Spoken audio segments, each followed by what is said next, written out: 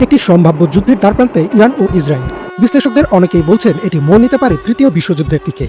তবে অবাক করা বিষয় হচ্ছে, ইরান ও ইসরায়েলের একটি যুদ্ধের ভবিষ্যৎবাণী করেছিলেন মহানবী সাল্লাল্লাহু আলাইহি ওয়াসাল্লাম, এবং সেই যুদ্ধে জয়ী হবে কোন দল তাও তিনি বলেছিলেন। তবে যুদ্ধটি হবে কিয়ামতের আগে। তাহলে কি আমরা সেদিকেই এগিয়ে যাচ্ছি?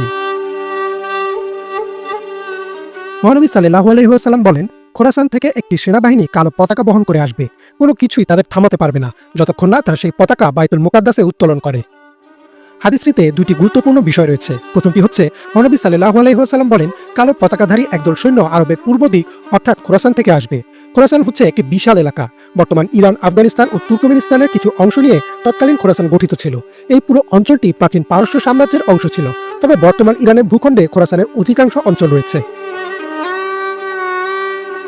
হাদিসটির দ্বিতীয় গুরুত্বপূর্ণ বিষয়টি হচ্ছে, রাসূল সাল্লাল্লাহু আলাইহি ওয়াসাল্লাম বলেন, সেই কালো পতাকাধারী সেনাবাহিনীকে কেউ থামাতে পারবে না যতক্ষণ না তারা বাইতুল মুকাদ্দাসে সে পতাকা উড়ায়। বাইতুল মুকাদ্দাস হচ্ছে বর্তমান আল-আকসা মসজিদ, যেটি ফিলিস্তিনের জেরুজালেমে অবস্থিত। হাদিসটির ব্যাখ্যা অনুযায়ী খোরাসানের সেই বাহিনী আল-আকসা বিজয় করবে এবং সেখানে কালো পতাকা উত্তোলন করবে। অর্থাৎ এই ঘটনার আগ পর্যন্ত আল-আকসার দখল মুসলিমদের হাতে থাকবে না। 1980 সালে ইসরায়েল একটি আইন পাশ করে যার নাম জেরুজালেম আইন, এবং এই আইনের বলে তারা জেরুজালেমকে নিজেদের রাজধানী দাবি করে। যদিও জাতিসংঘ সিকিউরিটি কাউন্সিল এই দাবিকে নাকচ করেছে, কিন্তু তবুও অনানুষ্ঠানিকভাবে এখনও জেরুজালেম ও আল-আকসার নিয়ন্ত্রণ দখলদার ইসরায়েলের কাছেই রয়েছে। অর্থাৎ খোরাসানের কালো পতাকাধারী বাহিনী হয়তো ইসরায়েলের বিরুদ্ধে যুদ্ধ করে আল-আকসা বিজয় করবে। একই বিষয়ে রাসূল সাল্লাল্লাহু আলাইহি ওয়াসাল্লামের আরও একটি হাদিস রয়েছে। তিনি বলেন, তোমরা যখন খোরাসান থেকে আসা কালো পতাকা দেখতে পাবে তখন তাদের কাছে চলে যেও, কারণ তাদের মধ্যেই আছে আল্লাহর খলিফা ইমাম মাহদী।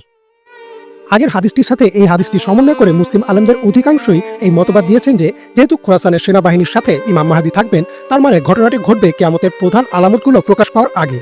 পাশাপাশি বলা হয়, এই যুদ্ধই হবে হাদিসে বর্ণিত আল মালহামা বা মানব ইতিহাসের সবচেয়ে ভয়াবহ যুদ্ধ।